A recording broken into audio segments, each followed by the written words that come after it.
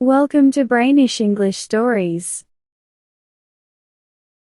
They really are nice people, I agreed with my wife, using a casual phrase, knowing it wasn't the best English. And I'm sure their children are well behaved. They have 2 children, corrected my wife. I thought he said 3, I replied. No, she mentioned 2. I must have misunderstood, I admitted. But I could have sworn he said 3 children earlier today. They're staying with his Aunt Jenny, my wife clarified. I thought he said they were with his mother-in-law, I interjected. My wife gave me a serious look. Men may not remember details about children well, but everyone knows the difference between an aunt and a mother-in-law. But don't you think they're nice? My wife asked. Yes, of course, I replied, though they seem a bit confused about their children. That's not a nice thing to say, my wife remarked, and I couldn't argue. Below us, we could see towns and villages, along with ridges, hills, forests, and plains, all mixed together in a big, quiet sea of green sunlight. Standing in that high place, it was silent around us, like a peaceful Sunday that made us listen for church bells, even though we knew we were too far away to hear them. Above us were light clouds casting shadows on our heads and small patches of shade on the wide land at the foot of the mountain. Is this your view? Mrs. Breed asked after a moment. You're so kind to share it with us. We lay down on the grass, and Mr. Breed started talking in a soft voice, as if he felt the calm of the place. He had paddled a canoe in his younger days, he said, and he knew every river and stream in the large area we could see. He found landmarks and showed us where the Passaic and the Hackensack rivers flowed.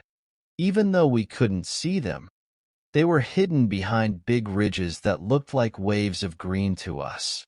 On the other side of those hills and rises are many villages, he said. It's a bit like looking at people. Sometimes we get so far above others that we only see one side of them. This kind of talk was much better than the gossip of Tab and Hugenkamp, or the majors' talk about stocks. My wife and I exchanged looks. When I climbed the Matterhorn, Mr. Breed began. Why, dear, his wife interrupted. I didn't know you climbed the Matterhorn. It was 5 years ago, Mr. Breed quickly said. I didn't tell you. It was a bit dangerous. Well, it didn't look anything like this.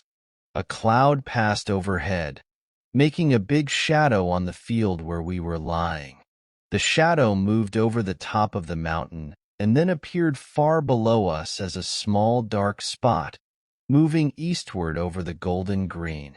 My wife and I looked at each other again. Somehow, that shadow stayed with us. As we walked back home, the Breeds walked together, and my wife and I walked together. Do you think, she asked me, a man would climb the Matterhorn in the first year of marriage? I don't know, dear, I said, not really answering. This isn't my first year of marriage, and I wouldn't climb it for anything. You know what I mean, she said. I did. After supper that night, we had our main meal at midday at Jacobus's. I walked down the long porch to where Mr. Breed was calmly smoking at the other end. Halfway there, I met Major Halkett. Your friend, he nodded towards Mr. Breed, seems like a strange fellow. He told me he's not working and is looking for a place to invest his money. I've been telling him about a big opportunity to buy stock in the Capitoline Trust Company, starting next month with $4 million in capital. Let's wait and think about it, he says. Wait. I said, this is a chance of a lifetime. Oh, let it wait, he says. I can't figure out what's going on with him. I'm not sure how well he knows what he's doing, Major, I said, and continued on to Mr. Breed's end of the porch. but I was troubled. The major couldn't affect the sale of even one share of Capitoline Company stock, but it was a great investment opportunity, especially for someone with a few $1,000s. Maybe it wasn't odd that Mr. Breed wasn't investing, but it added to the other strange things. That evening, when I went upstairs, my wife was finishing putting her hair up, something every married man knows about. When she was done, I spoke up. "I talked with Mr. Breed," I said, "and he was very open. You were right about the children. I must have misunderstood him. There are only two." As for the Matterhorn story, he didn't realize how dangerous it was until he was too far to turn back. He didn't tell her because he had left her here, and left her here, my wife exclaimed. "I spent the whole afternoon with her, sewing. She told me he left her in Geneva, came back, took her to Basel, and their baby was born there." "She's sure?" I asked her. "Maybe I got confused when he said she was on this side of the ocean," I said sarcastically. "Oh, you poor thing. Did I misunderstand you?" my wife said. But Mrs. Tabb said she didn't know how much sugar he put in his coffee. That seems odd, doesn't it? It did seem odd. Very odd. The next morning, it was clear there was tension with the Breeds. They came to breakfast late, and the Biggleses quickly finished and left, followed by Miss Hugenkamp, who left a whole fish ball on her plate. We had already finished breakfast and discussed it, glad we hadn't taken sides without enough information. After breakfast, the men of the Jacobus house would usually go to smoke their pipes and cigars where they wouldn't bother the ladies. We sat under a grapevine-covered trellis that hadn't produced grapes in a long time. The leaves shielded us from view, as we overheard a serious conversation in the neglected flower garden beside the house. "I don't want to invade anyone's privacy," Mr. Jacobus said, "but I need to know who I have in my house. Now, what I want to ask you, and please don't take it personally, is, do you have your marriage license with you?" "No," we heard Mr. Breed reply. "Do you have yours?"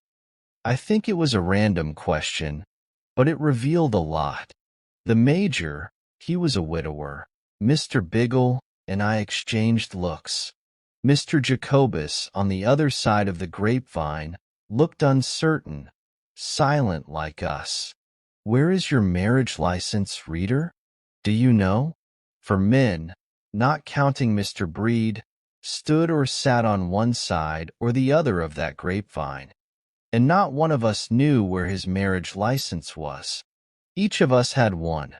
The major had 3. But where were they? Where is yours?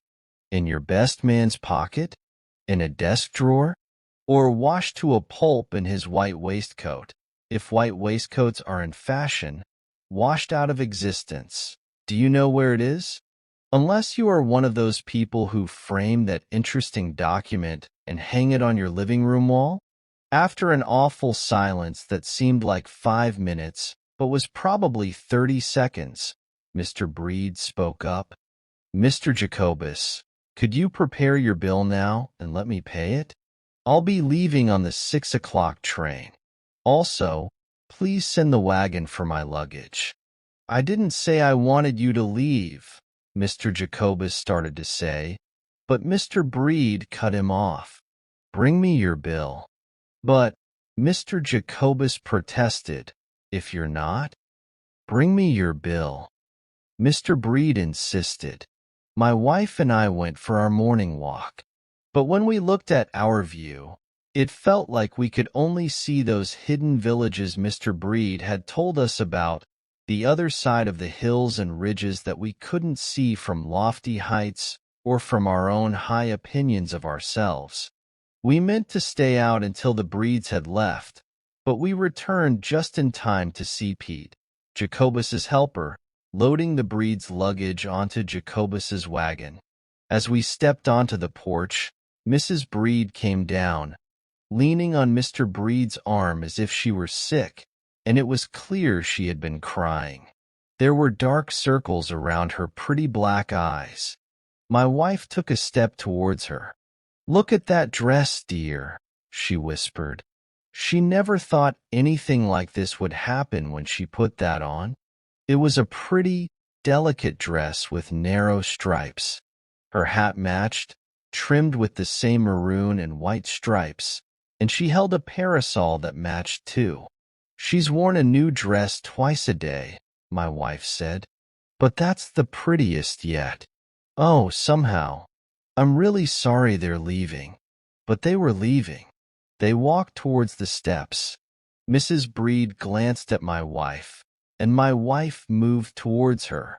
But Mrs. Breed turned sharply away, opening her parasol to shield her eyes from the sun. A shower of rice, half a pound of rice, fell over her pretty hat and dress, landing in a circle on the floor, outlining her skirt. It lay there, bright in the morning sun. Mrs. Breed was in my wife's arms, crying as if her young heart would break. "Oh, you poor, dear, silly children," my wife said, as Mrs. Breed sobbed on her shoulder. "Why didn't you tell us? We didn't want to look like a BBB bridal couple," Mrs. Breed sobbed. "We didn't know we'd have to tell such awful lies and get so mixed up." "Oh, dear, dear." Mr. Jacobus spoke up. "Pete, put those trunks back. These folks can stay as long as they want." Mr. Breed, he held out a big, rough hand. "I should have known better," he said. My last doubt about Mr. Breed disappeared as he shook that dirty hand like a gentleman. The two women walked towards our view, each with an arm around the other, united by a sudden sisterhood of sympathy. "Gentlemen," Mr. Breed said to Jacobus, Biggle, the Major, and me, "there's an inn down the street where they serve honest New Jersey beer. I understand the situation." The five of us walked down the street. The two women headed for the sunny slope where the sunlight lit up the hill. On Jacobus's porch lay a circle of rice grains. Two of Jacobus's pigeons flew down and picked up the shiny grains, making contented sounds deep in their throats.